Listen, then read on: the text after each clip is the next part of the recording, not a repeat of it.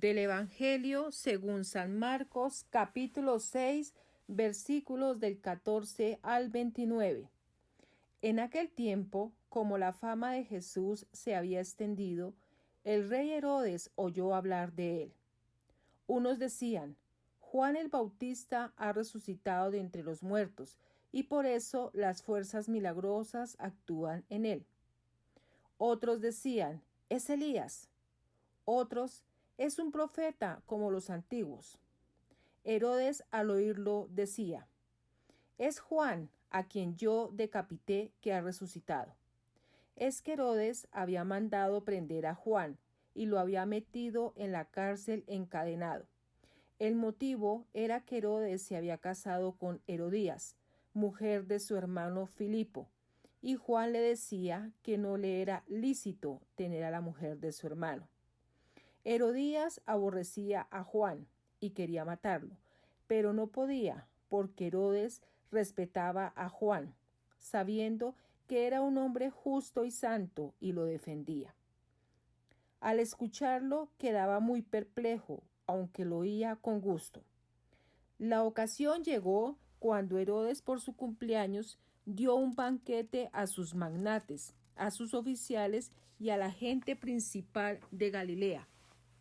La hija de Herodías entró y danzó, gustando mucho a Herodes y a los convidados. El rey le dijo a la joven: pídeme lo que quieras, que te lo daré. Y le juró: te daré lo que me pidas, aunque sea la mitad de mi reino. Ella salió a preguntarle a su madre: ¿qué le pido? La madre le contestó: la cabeza de Juan el Bautista. Entró ella enseguida, a toda prisa, se acercó al rey y le pidió: quiero que ahora mismo me des en una bandeja la cabeza de Juan el Bautista. El rey se puso muy triste, pero por el juramento y los convidados no quiso desairarla. Enseguida le mandó a uno de su guardia que trajera la cabeza de Juan. Fue, lo decapitó en la cárcel, trajo la cabeza en una bandeja y se la entregó a la joven. La joven se la entregó a su madre. Al enterarse sus discípulos, fueron a recoger el cadáver y lo pusieron en un sepulcro. Palabra del Señor.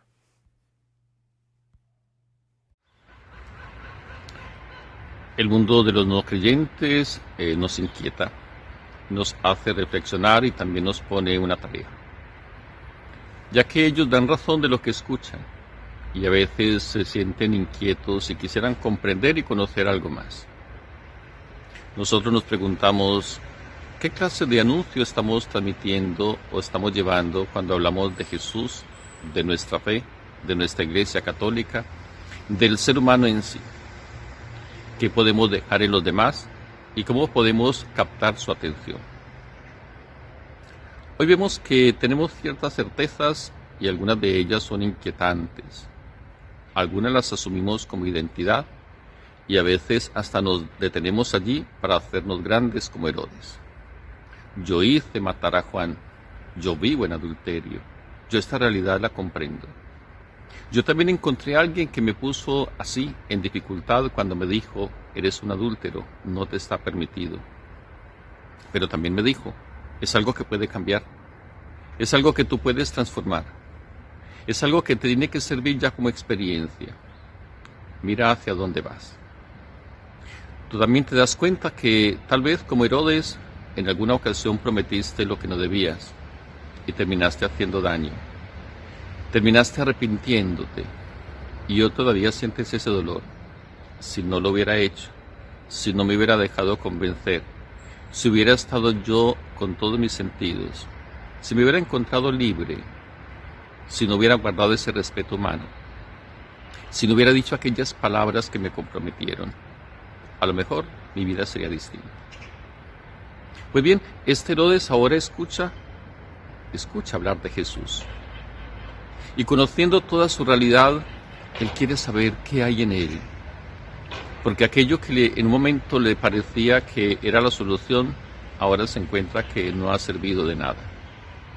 Ha sido solo un crimen más. he asesinado. He quitado a alguien de mi vida que había sido importante. Lo he desplazado. ¿Cómo nos puede haber pasado a nosotros? Por alguna circunstancia particular, aquellos que eran nuestros amigos hoy ya no lo son.